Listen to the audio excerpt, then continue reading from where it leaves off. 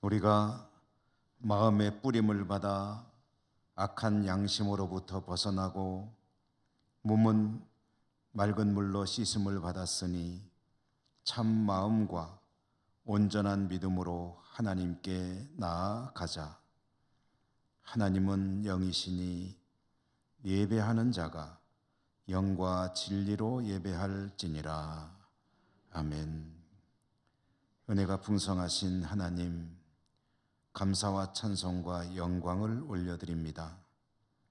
오늘도 저희들은 겸손히 하나님 앞에 서서 하나님을 예배합니다. 우리 예배를 받아 주시옵소서. 예수님 이름으로 기원하옵나이다. 아멘. 1장 찬송입니다.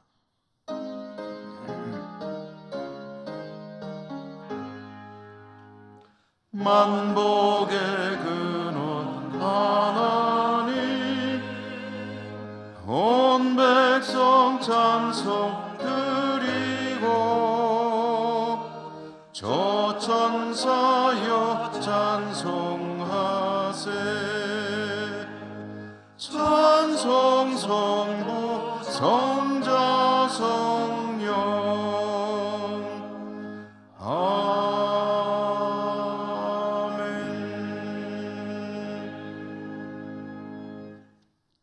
고백의 기도를 드리겠습니다.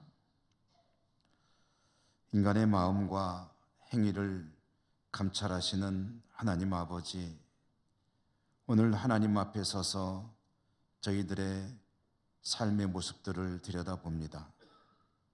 볼수록 생각할수록 부끄러운 것 너무 많다는 사실을 깨닫고 하나님 앞에 고백합니다.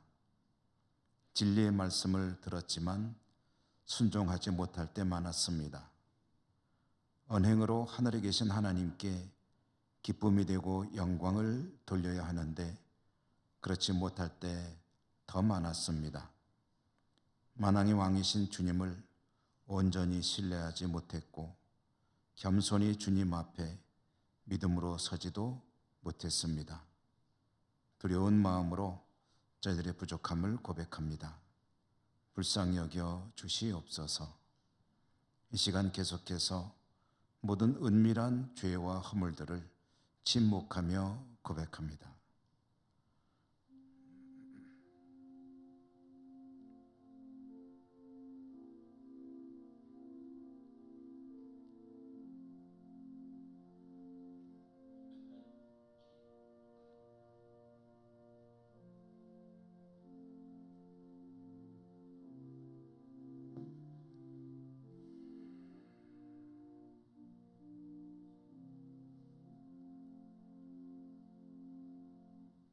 하나님의 사죄의 말씀입니다. 그러므로 이제 그리스도 예수 안에 있는 자에게는 결코 정죄함이 없나니 이는 그리스도 예수 안에 있는 생명의 성령의 법이 죄와 사망의 법에서 너를 해방하였음이라. 아멘. 성시교도 교동문 68번입니다. 외치는 자의 소리여 이르되 너희는 광야에서 여호와의 길을 예비하라.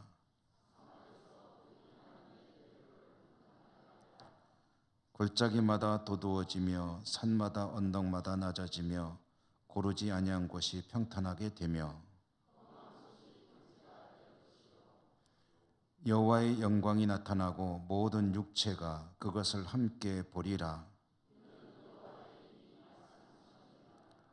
말하는 자의 소리여 이르되 외치라. 대답하되 내가 무엇이라 외치리이까 하니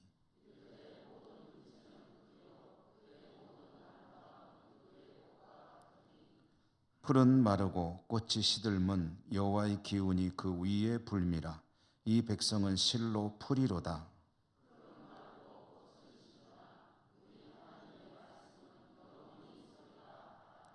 아멘. 사도신경 신앙 고백합니다. 나는 전능하신 아버지 하나님 천지의 창조주를 믿습니다. 나는 그의 유일하신 아들 우리 주 예수 그리스도를 믿습니다. 그는 성령으로 잉태되어 동정녀 마리아에게서 나시고 본디오 빌라도에게 고난을 받아 십자가에 못 박혀 죽으시고 장사된 지 사흘 만에 죽은 자 가운데서 다시 살아나셨으며 하늘에 오르시어 전능하신 아버지 하나님 우편에 앉아 계시다가 거기로부터 살아있는 자와 죽은 자를 심판하러 오십니다. 나는 성령을 믿으며 거룩한 공교회와 성도의 교제와 죄를 용서받는 것과 몸의 부활과 영생을 믿습니다. 아멘. 369장 찬송입니다.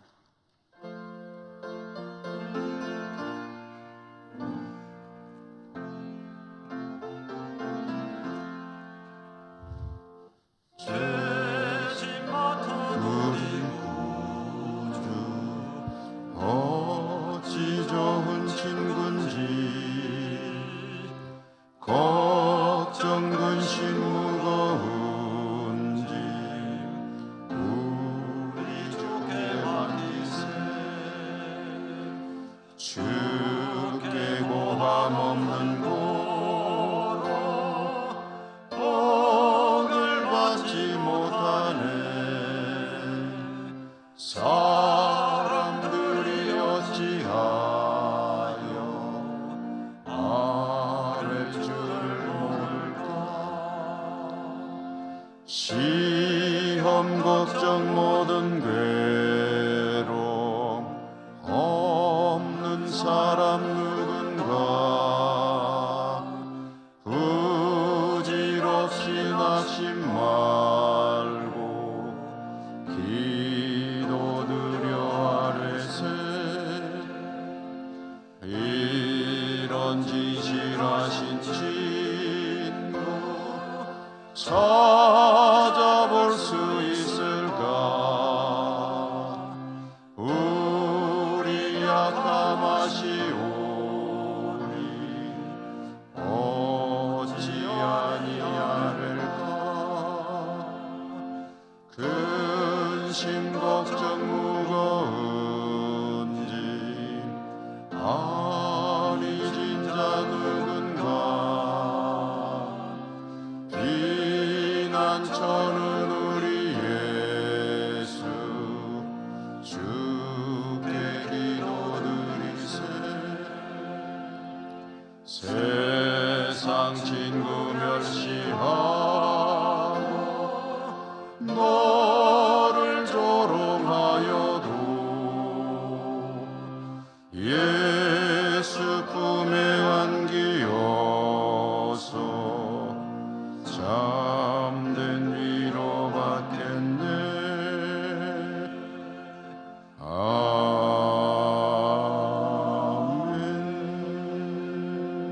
아멘.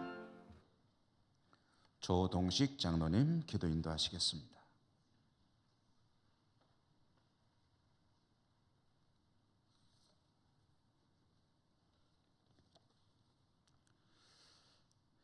인간의 생사화복과 인류 역사를 주관하시는 창조주 하나님, 깊어가는 가을, 겨울의 문턱에서 오늘도 평안한 가운데 거룩한 성의를 기억하고 하나님을 경배하는 예배의 자리로 저희들을 인도하심을 감사드립니다.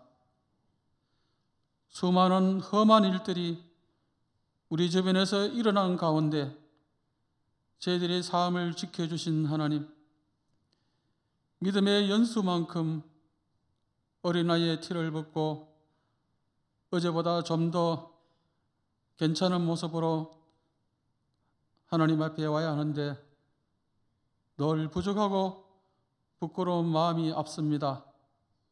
용서하여 주시옵소서. 내가 너희를 사랑한 것 같이 너희도 서로 사랑하라고 주님 명령하셨는데 오늘날 지구촌 곳곳은 전쟁으로 억울하게 죽어가는 생명이 너무 많고 관계국들의 이 타산 속에 인류의 생존까지 위협받는 참으로 풍전등화 같은 어려운 시대를 살아가고 있는 현실을 볼 때에 인류의 희망이요 빛이신 예수님을 더욱 바라보게 됩니다. 물질적 풍요와 문명의 이기 속에 생활하는 현대 저희들이 믿음을 지키기는 더 어려워졌고 하나님 앞에 죄를 범하는 것은 너무도 쉬운 환경 속에서 살고 있습니다. 코로나 재난으로 중단되고 편하게 믿음 생활에 익숙해 버린 저희들이 다시 열심을 내고 모기를 힘쓰며 생명의 멸류관을 얻기 위해 늘 깨어 있는 삶을 잘 이어갈 수 있도록 인도하여 주시옵소서. 특별히 믿음에 연약한 성도들을 붙잡아 주셔서 표대를 향하여 달려가는 길을 멈추거나 쉬지 않게 하시고 도우심을 간구할 때 하늘에서 들으시고 응답하여 하나님의 사랑을 나타내시기를 간구드립니다. 교회를 위해서 기도드립니다. 우리 예천교회가 지역의 중심교회로서 선배들의 신앙에 부끄럽지 않게 하나님 사랑, 이웃 사랑에 열심을 다하는 더욱 성숙한 믿음의 공동체가 되도록 연단시켜 주시고 뜻이 계셔서 세우신 모든 중직들이 약무리의 본이 되게 하시며 믿음과 충성, 열심히 식어가지 않도록 건면하여 주시옵소서. 추워지는 계절에 연료한 교회 어른들의 건강을 지켜주시고 노후 생활이 궁핍하거나 외롭지 않도록 교우들이 잘 돌아볼 수 있게 하시고 출타하여 생활하는 자녀 후손들의 생업과 믿음 생활을 도와주시옵소서. 새로 등록된 여러 교우들이 교회에 잘 정착하여 귀한 일꾼으로 성장하고 쓰임받을 수 있도록 간섭하여 주시옵소서. 택하여 사람을 통하여 역사하시는 전능하신 하나님, 이 나라 정치계도 간섭하여 국민들이 평안한 마음으로 생업에 종사할 수 있도록 지도자들이 하나님을 경외하며 정직과 지혜와 용기로 국민의 신뢰를 얻고 안정된 가운데 정치를 할 수 있도록 인도하여 주시옵소서. 오랜 세월 분단민족으로 늘 전쟁에 불안한 상황 속에 살아가는 우리 민족을 긍휼히 여겨주시고 온갖 인권이 유린되고 억압 속에 삶을 이어가는 북한 땅을 우리가 늘 잊지 않고 기도하며 우리의 생활을 절제하고 겸손하게 살아가게 하소서. 오늘 또 귀한 말씀을 준비하여 선포하시는 김영수 목사님, 성령님 붙잡아 주셔서 준비하신 말씀을 전하시는데 부족함이 없게 하시고 늘 건강과 지혜와 영성을 더하여 주시옵소서. 하나님의 선한 능력과 손길이 예배에 참석한 성도님들에게 늘 함께 하셔서 모두가 각자가 받은 달란트로 주의 일에 힘쓸 때 축복하여 주시고 기쁨과 감사하는 삶의 은혜를 체험하게 하소서. 변함없이 봉사하며 영광 올려드리는 호사나 찬양 대원들에게 복 내려 주시고 정성을 다해 준비한 아름다운 찬양을 기쁘게 받아 주시기를 간절히 바라며 우리 주 예수 그리스도의 이름으로 기도드립니다. 아멘.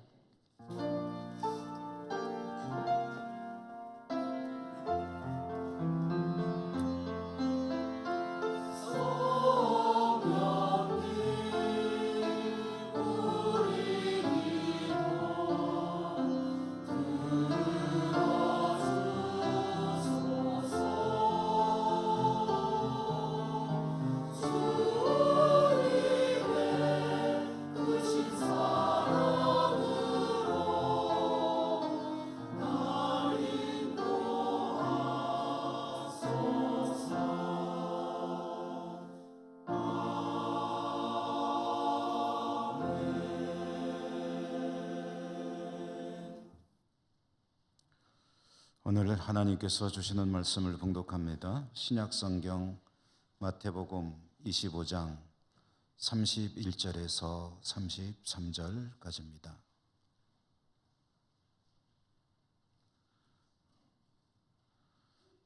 인자가 자기 영광으로 모든 천사와 함께 올 때에 자기 영광의 보호자에 앉으리니 모든 민족을 그 앞에 모으고 각각 구분하기를 목자가 양과 염소를 구분하는 것 같이 하여 양은 그 오른편에 염소는 왼편에 두리라. 아멘. 호산나 찬양대 하나님께 찬양 올려드립니다.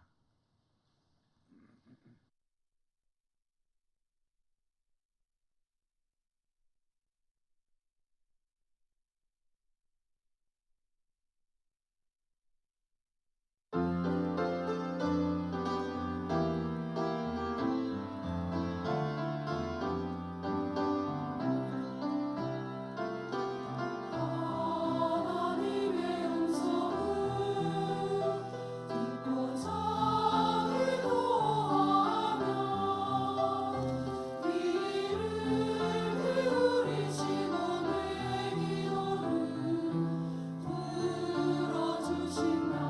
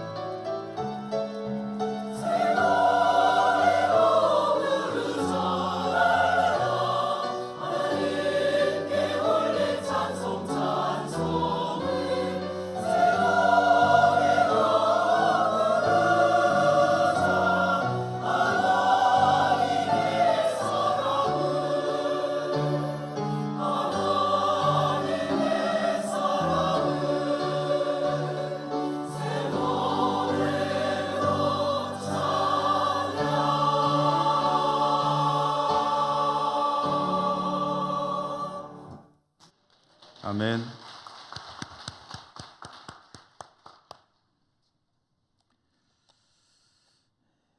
여러분 진심으로 축복합니다. 은혜 풍성하시기를 기원합니다. 오늘 주님 오실 때라는 제목으로 말씀을 나누는데요.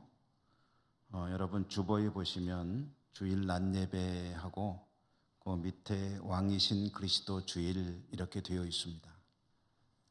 이 왕이신 그리스도 주일은 교회력에 따른 오늘을 가리키는 말입니다. 교회력 하면은 그게 뭐냐 궁금해하시는 분들이 계실 것 같습니다. 제가 몇 차례 말씀을 드렸습니다만은 오늘 또 왕이신 그리스도 주일이니 잠시 교회력 이야기를 드리고 말씀을 시작하겠습니다. 우리들이 쓰는 달력이 있죠. 달력은 1월 1일부터 시작해서 12월 31일로 끝나죠. 1년 12달 52주. 그런데 교회가 사용하는 교회력, 교회 달력은 시작과 끝이 좀 다릅니다. 날짜는 똑같죠. 주도 똑같고. 그런데 시작과 끝이 조금 다른데요. 시작은 언제부터 시작이 되냐면 대림절부터 시작이 됩니다. 그리고 끝나는 주일이 왕이신 그리스도 주일입니다. 대림절은 그 가지고 있는 의미가 뭐냐면 주님을 기다리는 절기다라는 것입니다. 그래서 대림, 기다릴 때, 왕님, 때 왕님의 림자. 주님께서 오실 것을 기다리며 지내는 절기 대림절. 이렇게 해서 교회력이 시작이 됩니다. 대림절이 지나면 기다리신 주님이 오신 것을 기념하는 성탄절이 됩니다. 오신 주님께서 이제 성장하셔서 사역을 하실 때, 공생애를 사실 때 고난을 많이 겪으시죠. 그래서 주님의 고난을 묵상하는 사순절이 이어집니다. 사순절이 끝날 때 즈음에 주님께서 죽으셨다 부활하시잖아요. 그래서 부활을 기념하는 부활절이 또 이어집니다. 부활하신 주님은 이제 승천하시죠. 승천하시고 이제 성령이 강림하십니다. 그래서 성령의 강림을 기념하는 성령 강림절이 이어집니다. 성령이 강림하시면 그때부터 성도들은 성령과 함께 살아가는 삶을 살게 되기 때문에 성령 강림절은 쭉 이어지다가 이제 마지막 주일이 왕이신 그리스도 주일로 한 해를 매듭짓게 되는 것입니다. 왕이신 그리스도 주일, 주님께서 나의 왕이십니다 라는 것을 고백하며 하나님을 예배하며 한 해를 매듭을 짓고 다시 이제 주님을 기다리는 대림절로 들어가게 되고요. 이게 사이클입니다. 매년 이렇게 반복이 되죠. 그리고 반복되는 교회력의 테마는 뭐냐면 주님의 생애입니다.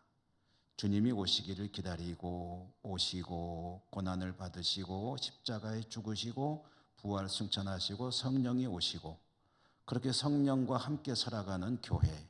그러다가 이제 주님께서 마지막 왕으로 오심으로 이제 끝나면은 다시 주님이 대림 오실 것을 기다리는 절기.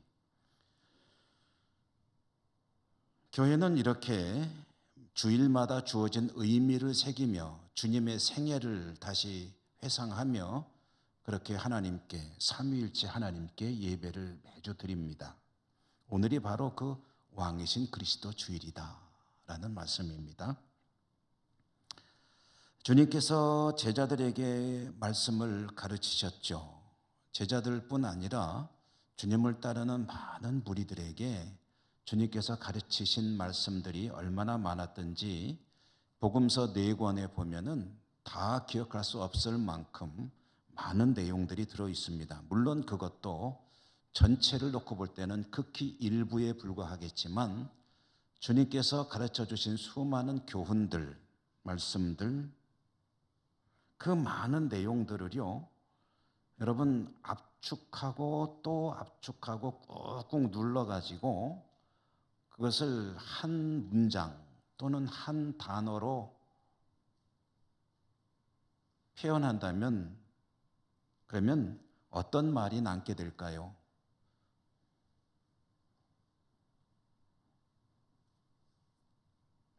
말하자면 주님께서 이 땅에 사람이 되어 오셔서 사람들에게 주신 모든 가르침의 궁극적인 핵심 결론, 그것을 한마디로 표현한다면 무엇이라고 할 수 있을까요?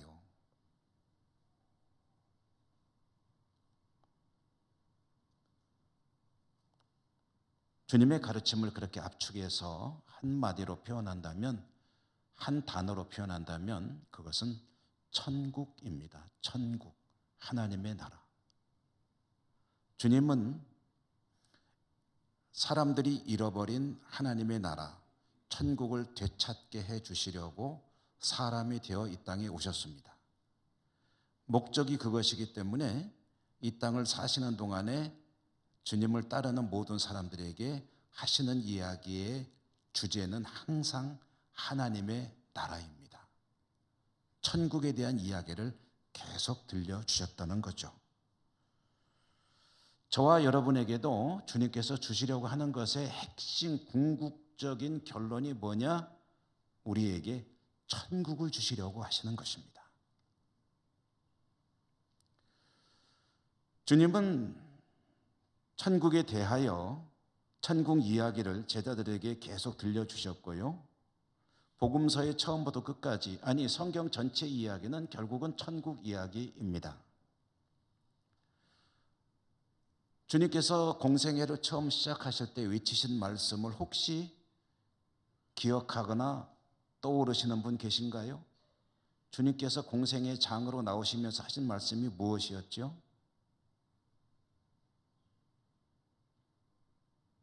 뭐가 가까웠느니라? 천국이 가까웠느니라. 그러므로 뭐 하라? 회개하라.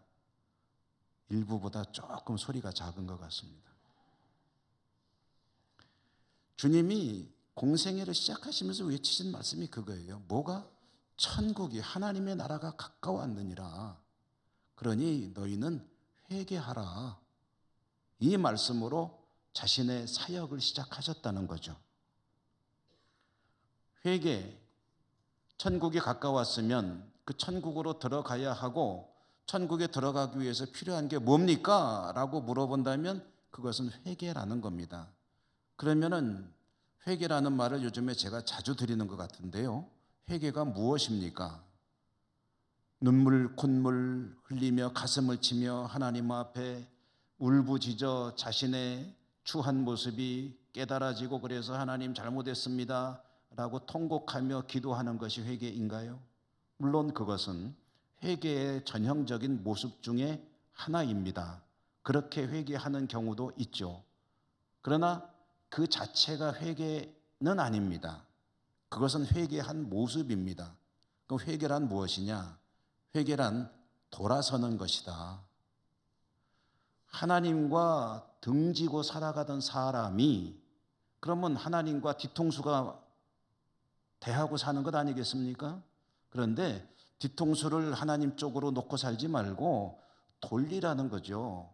돌려서 얼굴과 하나님을 마주 보면서 얼굴로 하나님을 대하면서 살아야 한다. 눈이 마주쳐야 되는 거고요. 하나님과 바라보며 살아야 되는 것이, 그렇게 돌리는 것이 회개다. 근데 기왕에 하나님과 등지고 살지는 않지만 하나님을 향해 산다고는 살고 있는데 핀트가 조금 어긋나 있으면, 그러면 그 어긋난 각도를 조정해서 하나님께 정조준하는 작업이 회개다. 그러므로 회개란 무엇인가? 하나님을 향해서 가야 할 하나님의 사람이 하나님을 향해 가지 않고 아예 반대로 가고 있거나 아니면 각도가 어긋나서 가고 있으면 그걸 바로잡는 것이 회개다. 하나님을 향해 바라보며 하나님을 향해 가며 하나님이 지시하는 방향으로 살아가는 그 삶을 선택하는 것이 회개다라는 말씀입니다. 자, 그렇게 회개하여 천국을 살아야 하는 하나님의 백성들 이야기인데요. 자, 오늘 말씀을 보실까요? 주님께서 공생의 초기에 일하시던 지역은 갈릴리였습니다. 갈릴리를 중심으로 주님은 일하셨습니다. 병자도 고치고 하늘 복음도 선포하시고 하나님의 말씀을 가르치시고 이런 사역들을 하시다가 이제 주님께서 갈릴리에서 하시던 일을 매듭을 지으시고 이동하셨습니다. 어디로? 예루살렘으로. 예루살렘으로 가시는데요. 예루살렘으로 왜 가시느냐 하면 왜 가시죠? 십자가에 죽으시기 위해 가십니다. 십자가에 죽으시기 위해서 가시는 주님, 예루살렘으로 점점 가까워질수록, 그리고 예루살렘 성에 도착해서 그 성 안으로 들어가서는 더더욱이 이제 주님이 십자가에 죽으실 날이, 시간이 가까워지고 있고, 그 얘기는 무슨 얘기냐 하면 제자들에게 하나님의 나라를 가르칠 기회가 점점 줄어들고 있다는 것입니다. 계속 하나님의 나라를 가르치는데 제자들은 못 알아들어요. 혹시 알아들어도 받아들이질 않아요. 그렇게 심각하게 생각하지 않습니다. 그런 제자들에게 어쨌든 하나님의 나라를 깨닫게 하고 심어줘야 되는 주님은 하나님 나라 이야기를 좀 더 집중적으로 제자들에게 가르칠 수밖에 없겠죠. 시간이 얼마 없으니까. 얼마 전에 수능을 우리 아이들이 봤죠. 수능은 중요한 시험 아닙니까?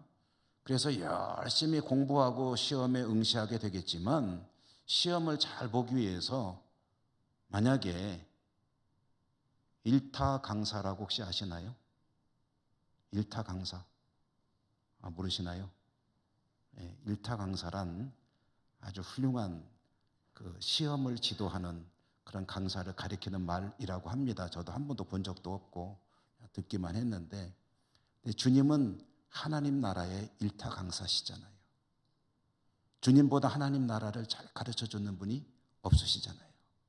시간이 얼마 안 남았습니다. 제자들을 가르쳐야 됩니다. 그래서 요점을, 핵심을 쫙쫙 뽑아가지고 집중적으로 가르치시는 거예요. 그게 25장의 말씀입니다.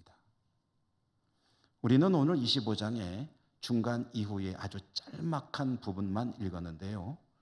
25장에는 세 개의 이야기가 나옵니다. 그러니까 우리가 읽은 말씀이 세 번째 이야기의 그 중에 일부예요. 그럼 앞에 나오는 이야기가 뭐냐면 열처녀 이야기, 그리고 달란트 이야기, 이어서 양과 염소 이야기, 이 세 가지 이야기가 주어지는데 이 이야기들은 전부 다 하나님 나라에 대한 비유입니다. 열처녀 이야기 어떤 이야기인지 여러분 대략 알고 계시죠? 혼인집에 10명의 처녀가 들러리로 참여하게 됩니다. 이 처녀들이 바라는 것은 뭐냐면 신랑이 이제 와야 되거든요. 오면은 신랑을 맞이해서 등불을 들고 신랑을 맞이해서 혼인집에 들어가서 잔치에 참여하는 것입니다. 중요한 조건이 뭐냐면 등불이 꺼지면 안 돼요. 등불을 들고 있어야 혼인집에 들어갈 수가 있습니다. 근데 신랑이 오는데 차가 막히는지 왜 그랬는지 어쨌든 안 오는 거예요. 등불에 기름이 얼마 안 남았는데 이거 꺼지기 전에 빨리 와야 혼인집에 들어갈 수 있는데 안 오는 거예요. 등불은 꺼져갑니다. 그런데 10명의 처녀 중에 5명의 처녀는 이런 사태가 있을 것이라고 예상을 하고 여분의 기름을 준비했습니다. 그래서 꺼지려고 하니까 붙는 거예요. 불이 다시 살아나죠. 얼마 있다가 신랑이 와요. 잔치집에 들어갑니다. 같이 잔치를 즐깁니다. 그런데 5명의 처녀는요, 이거를 생각을 안 했어요. 소홀히 여겼어요. 그저 자기들 생각대로 되겠지 하고 기다리고 있다가 불이 꺼져버렸습니다. 신랑이 옵니다. 허둥지둥 부랴부랴 기름을 사러 갔다 오니까 이미 잔치집 문은 닫혀버렸어요. 들어갈 수가 없게 됐습니다. 두 번째 이야기는 달란트 이야기죠. 한 주인이 있는데 주인이 멀리 떠나게 됐어요. 멀리 떠나는 주인이 세 사람의 종에게 자신의 재산을 정리해서 맡겼습니다. 5달란트, 2달란트, 1달란트 차등을 둬서 맡겼는데, 그런데 이렇게 맡기고 떠난 뒤에 이제 돌아오는 이야기잖아요. 이 두 이야기의 가장 중요한 포인트 중에 하나가 뭐냐 하면은 온다는 겁니다. 반드시 온다. 신랑은 옵니다. 늦을지언정 옵니다. 주인은 멀리 가버렸지만 반드시 돌아옵니다. 돌아오는 주인 이야기. 그 다음에 이어지는 양과 염소 이야기가 이제 돌아온 주인이 무슨 일을 하느냐 이야기를 들려주는 겁니다. 오늘 양과 염소 이야기 내용을 간단히 정리해 볼까요? 주님은 다시 오신다는 거죠. 다시 오신 주님이 뭘 하시느냐면 천하 만국 모든 민족을, 백성들을 다 주님 앞으로 불러 모으신다는 겁니다. 불러 모으신 그 모든 백성들을 주님은 두 그룹으로 나누십니다. 두 그룹으로 나누셔서 오른쪽에 하나 두고 왼쪽에 하나 두고, 그런데 오른쪽에 두는 사람들을 부르는 용어가 뭐냐면 양입니다. 왼쪽에 두는 사람들을 부르는 용어가 뭐냐면 염소입니다. 양과 염소. 그런데 여러분, 성경에서 양이라는 짐승이 가지는, 동물이 가지는 특징이 있죠. 뭡니까? 양은 하나님의 백성입니다. 하나님의 백성을 양이라고 부릅니다. 그러면은 주님은 뭐죠? 그 양을 돌보는 목자죠. 근데 아주 선한 목자이시죠.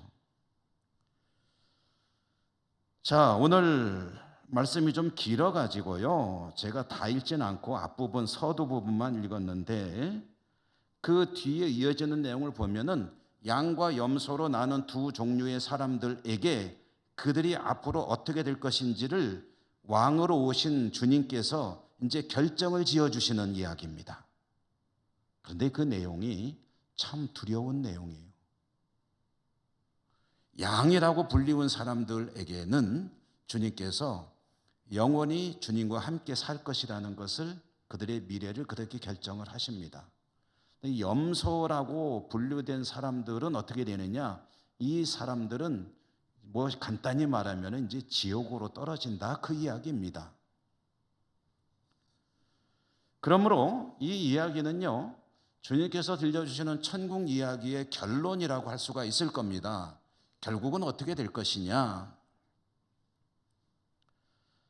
자, 이제 여기서 우리가 한번 그 뒤에 이어지는 이야기 내용을 보면은 이 두 종류의 사람들은 공통적으로 주님의 결정에 대해서 뭐 좋고 나쁘고를 떠나서 왜 그랬는지를 깨닫지를 못합니다. 염소들은 내가 왜 염소야? 라고 불만스러워할 수 있겠죠? 근데 양들도 그럽니다. 내가 왜 양이 됐지? 그 이유가 뭐지? 모르는 거예요. 그래서 물어봅니다. 질문하는 겁니다. 저기요, 내가 왜 양입니까? 제가 왜 염소입니까? 그러니까 주님이 설명을 해줘요. 너가 왜 양인지, 네가 왜 염소인지 잘 들어봐라. 너희들이, 주님이 몹시 힘들 때, 그것은 배가 고프거나 가난하거나 병이 들었거나 외롭거나 나그네 되었거나 옥에 갇혔거나 어쨌든 뭔가 누군가의 도움이 필요해서 그들을 찾아갔을 때 그들이 잘 대해주었다 하면은 양이고, 안 대해줬다, 외면했다, 박대했다 그러면 염소다라고 말씀을 했어요. 내가 너희들을 찾아갔을 때 너희들은 나를 잘 맞아주었다, 그러므로 양이라는 거죠. 너희들은 내가 찾아갔는데 나에게 도움 줄 것을 거절했지, 그래서 염소인 거야. 그랬더니요, 양과 염소가 아하 그렇군요 라고 수긍했을까요? 아니에요. 더 의아한 표정으로 물어보는 거예요. 아니, 언제 내가 주님에게 그렇게 했습니까? 내가 언제 주님을 박대했습니까? 양들도 뭐라 그러냐면, 참 그렇게 말씀해 주니까 좋긴 좋은데 근데 제 기억에 주님을 위해서 뭔가 한 적이 없는 것 같은데요 라고 의아해하는 거예요. 그러자 주님께서 마지막으로 이제 거기에 대해서 설명을 해 주시는 거죠. 뭐라고 그러셨죠? 그때 너를 찾은 그 힘겨운 사람, 병든 사람, 옥에 갇힌 사람, 배고픈 사람, 지친 사람, 슬퍼하는 사람, 아파하는 그 사람이 바로 나다. 그런 사람에게 베푼 것이 나에게 베푼 것이고, 그런 사람들을 외면한 것이 바로 나를 외면한 것이다 라고 말씀을 하셨습니다. 이 이야기 속에 등장하는 이야기 소재는 어려운 사람을 돕는 이야기죠. 그런데 여러분, 이 이야기를 그렇게 오해하시면 안 됩니다. 오해하기 십상인데요. 오해하시면 안 되는 거는요, 어려운 사람 잘 도우면은 천국 백성이 되는 것이고, 어려운 사람한테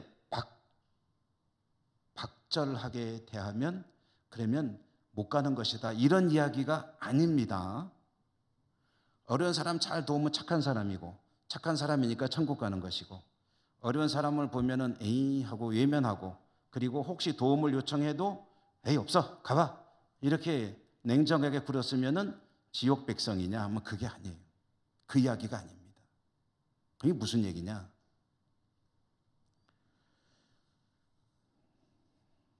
그 속에 들어있는 내용을 이해하기 위해서 여러분, 제 다른 이야기를 하나 가져올게요.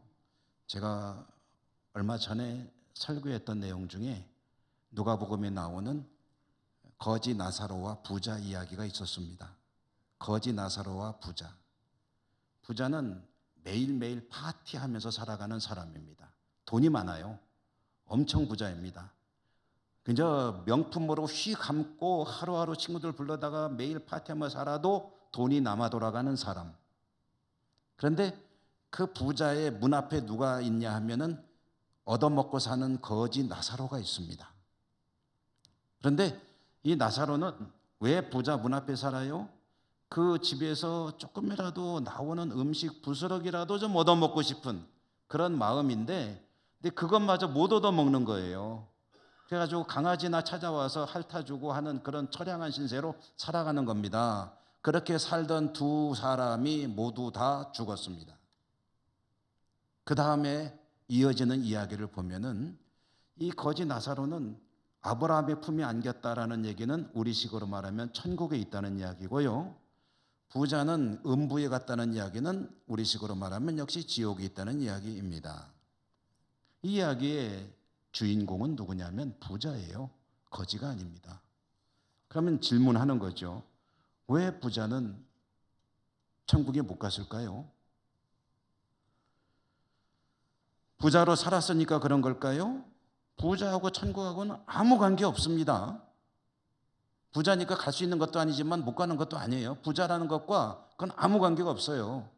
그러면 이 사람이 부자가 되기 위해서 부도덕한 짓을 많이 저질렀느냐? 탈세도 하고, 그 다음에 부당이득 취하고, 그리고 뭐 무슨 제조업을 하면은 물품의 품질을 낮추고, 그 다음에 폭리를 취하고, 이런, 아니면 무슨 고리대금업을 한 사람이냐?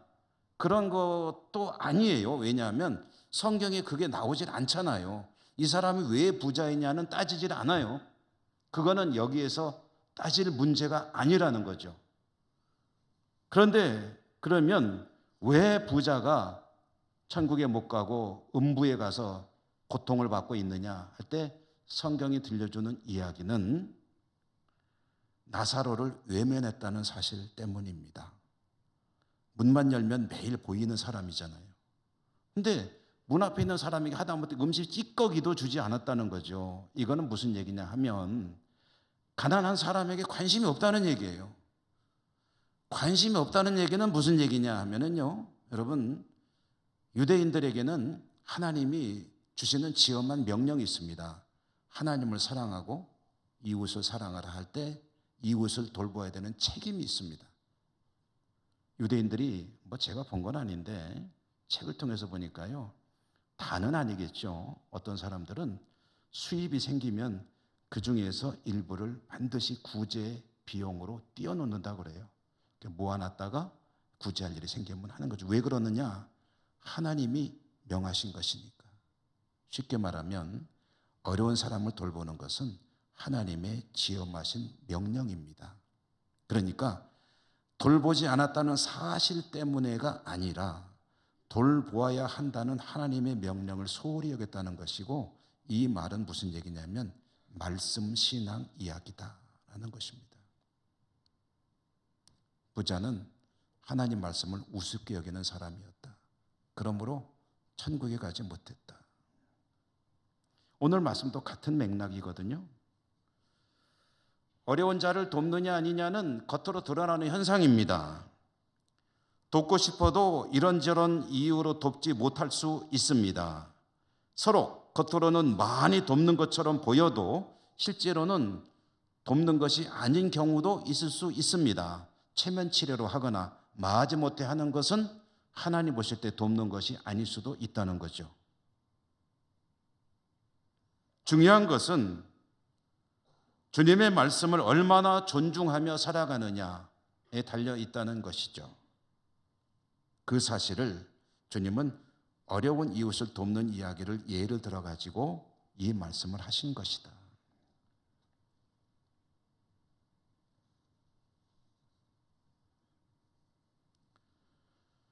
주님의 말씀을, 주님의 뜻을 존중하며 살아야 합니다. 저나 여러분, 우리들은 하나님께 많은 은혜와 은사, 선물을 받은 사람들입니다.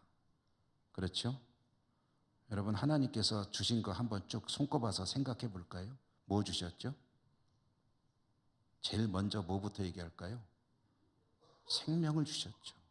나라는 존재가 존재하는 것은 하나님의 선물입니다. 은사입니다. 그 다음에 내 사랑하는 가족을 주셨죠. 내 열심히 일할 수 있는 일터를 주셨죠. 나에게 일할 수 있는 건강을 주셨죠. 내가 살아갈 수 있는 물질을 주셨죠. 또 뭐가 있나요? 호흡할 수 있는 공기도 주셨죠. 우리 교회도 주셨죠. 도대체 하나님 주시지 않은 것이 뭐가 있습니까? 우리의 삶이라는 것 통째로 하나님의 은혜이고 은사이고 선물입니다. 그렇다면 그 하나님의 뜻을 존중하며 살아가는 것은 당연한 일 아니겠습니까? 그 사실을 깨닫는 사람이라면 그것을 우습게 여긴다는 건 무슨 얘기겠습니까? 하나님이 주셨다는 사실에 대해서 공감하지 않는 거겠죠. 인정하지 않는 것일 것입니다. 내가 부자로 살게 되면 내가 죽도록 고생하고 노력해서 이것을 얻었으니 이것은 내 것이다라고 생각하겠죠. 그러나 하나님의 은사라고 생각하면 내가 열심히 일할 수 있는 건강은 누가 주셨느냐? 돈을 벌 수 있는 그 뛰어난 두뇌, 지혜는 누가 주신 것이냐? 내가 바라만 봐도 힘이 나는데 가족은 누가 주신 것이냐? 모든 것이 하나님께서 주신 것이라고 받아들이면 하나님 앞에 어떻게 살아야 될지는 답은 자명한 것 아니겠느냐? 그 이야기입니다. 저는 지지난주 목요일인 것 같은데요. 성서병원에 직원 예배를 좀 오셔서 말씀을 전해 주시오 해가지고 다녀왔습니다. 가보니까 업무가 9시부터 시작되는데 8시에 모여서 1시간 전에 오시더라고요. 직원들이 1시간 전에 와가지고 예배를 드리고 9시부터 일과를 시작하더라고요. 그래서 아이고 참 훌륭하시다 하는 생각을 했죠. 시간이 많지가 않기 때문에 말씀을 짧게 전했습니다. 전한 내용의 주제는 은사였습니다. 성령의 은사에 대한 말씀을 보면은 병 고치는 은사가 있습니다. 신유의 은사라고 보통 말하죠. 그런데 이 은사, 병 고치는 은사는 신유의 은사, 성령이 주시는 은사만 은사냐면은 그렇지 않다라는 것으로 제가 이야기를 꺼냈습니다. 의술도 은사입니다. 의약품을 잘 다루는 것도 은사입니다. 왜요? 의술은 누가 준 겁니까?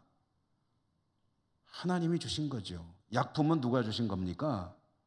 하나님이 주신 거죠. 약품은 우리가 연구 노력 개발한 건데요. 그러면 그 약품을 만드는 재료는 누가 주신 겁니까? 하나님이 주신 거죠.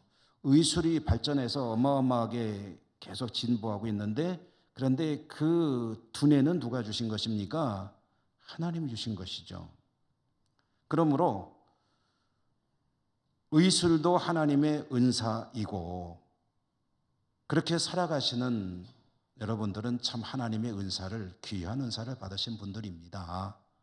의술이 하나님의 은사라고 생각하신다면 그 의술이 하나님 뜻에 잘 쓰이도록 열심히 노력하시는 것이 필요할 것입니다. 라는 요지의 말씀을 전해드렸죠.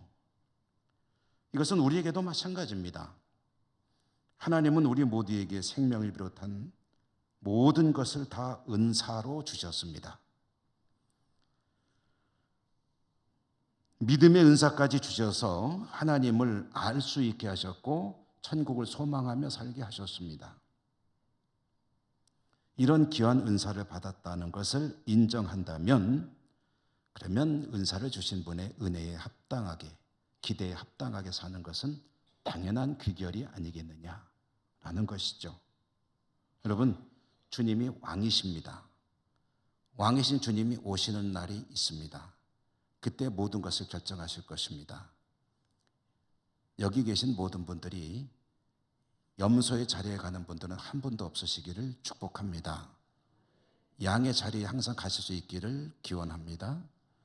양의 자리로 갈 수 있는 기준이 뭐라고요? 하나님 말씀을 귀히 여기며 말씀을 따라 살아가는 것입니다. 오늘 그 이야기를 우리에게 다시 한번 들려주십니다. 만왕의 왕이신 우리 주님의 말씀 따라 승리하시는 여러분 모두가 되시기를 축복합니다. 은혜로우신 하나님 감사합니다. 오늘도 주신 말씀 받습니다. 승리할 수 있도록 축복해 주옵소서. 예수님 이름으로 감사하고 기도드립니다. 아멘. 407장 찬송하시며 봉헌하시겠습니다.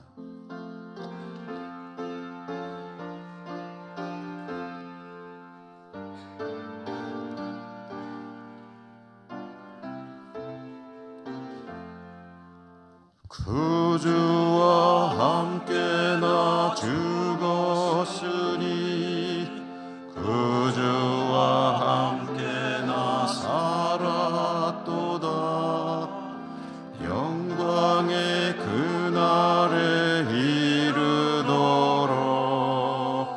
언제나 주만 바라봅니다. 언제나 주는 날 사랑하사 언제나 새 생명 주시나니 영광의 그날에 이르도록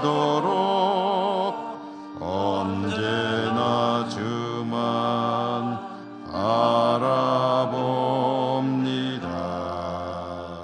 마음속에 시험을 받을 때와 무거운 근심이 있을 때에 주께서 그때도 같이 하사 언제나 나를 도와주시네. 언제나 주는 날 사랑하사 언제나 새 생명 주시나니 영광의 그날에 이르도록 언제나 주만 바라봅니다. 뼈아픈 눈물을 흘릴 때와 쓰라린 마음으로 단식할 때 주께서 그때 맞이하사 언제나 나를 생각하시네. 언제나 주는 날 사랑하사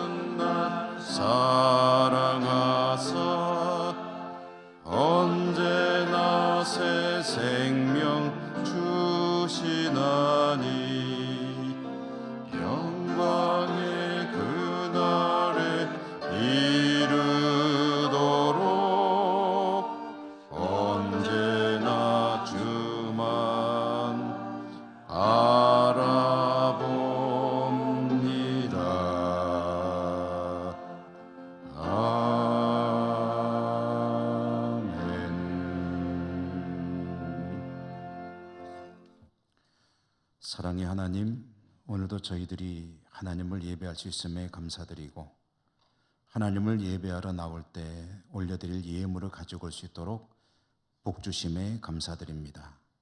모든 것이 하나님의 은사입니다. 그 믿음으로 주신 것의 일부를 오늘도 정성껏 구별해 가지고 나왔습니다. 올려드립니다. 받아주시고 드리는 저희들의 삶이 늘 주님과 동행하는 말씀 신앙으로 승리하는 복된 신앙 되게 하여 주시옵소서. 예수님 이름으로 감사하고 기도드립니다. 아멘.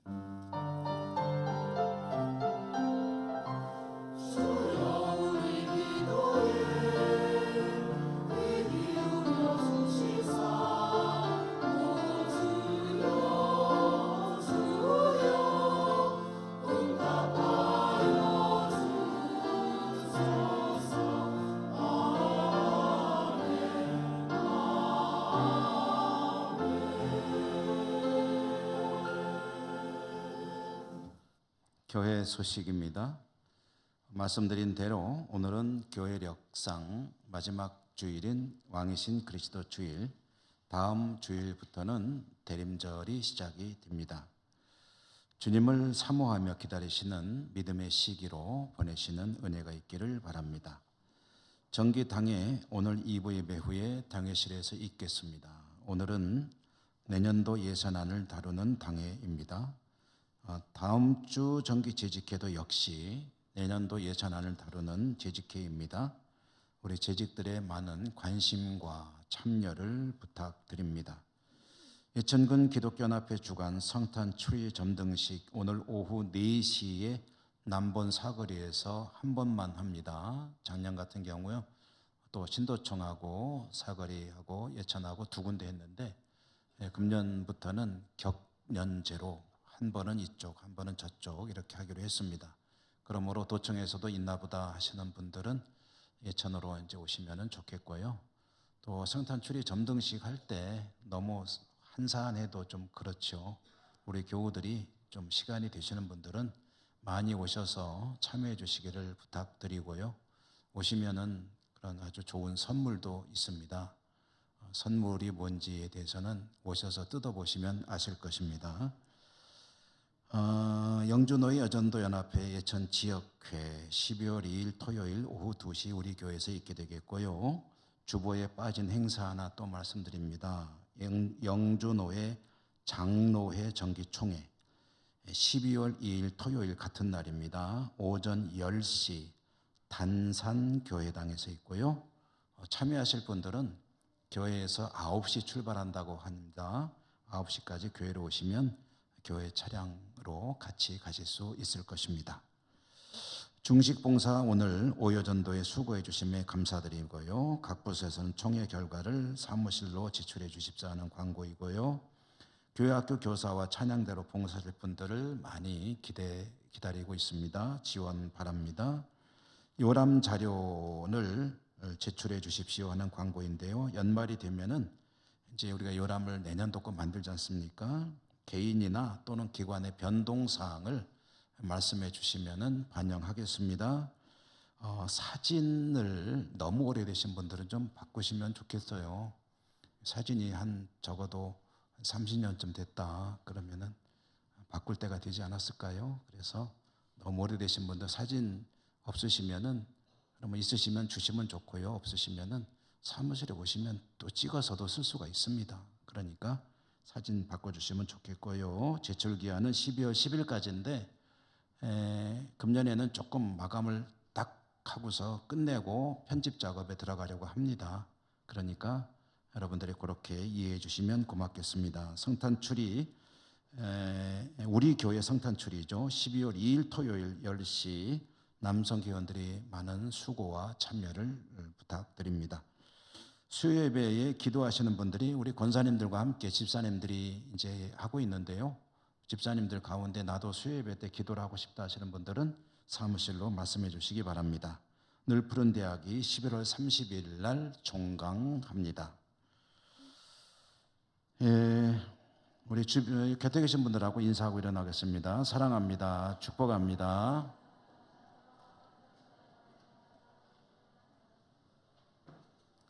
주기도성과 축도로 예배 마칩니다.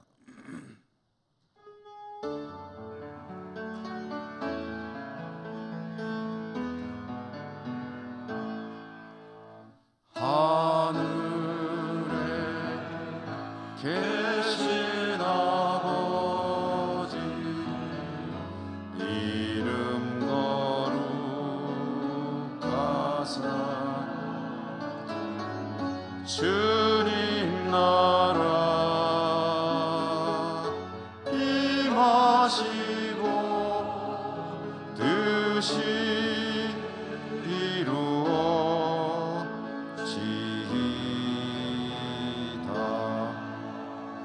일용할 양식 주시고 우리들의 큰 죄 다 용서하옵시고 또 시험에 들게 마시고 악에서 구원하소서. 대개 주의 나라 주의 권세 주의 영광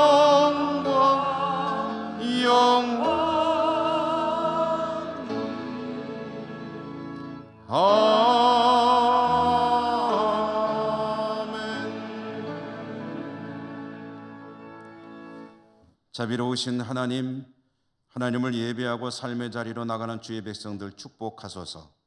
늘 은혜 충만케 하시고 하나님과 동행하는 말씀 신앙으로 승리하게 하시고 각지에 흩어져 살아가는 우리 사랑하는 가족들도 있는 곳마다 우리 하나님께서 축복해 주시옵소서. 예수님 이름으로 감사하고 기도드립니다. 아멘. 주 예수 그리스도의 은혜와 하나님 사랑과 성령님 교통하심이 주의 백성들 모든 삶 위에 항상 함께 하시옵기를 축원하옵나이다. 아멘.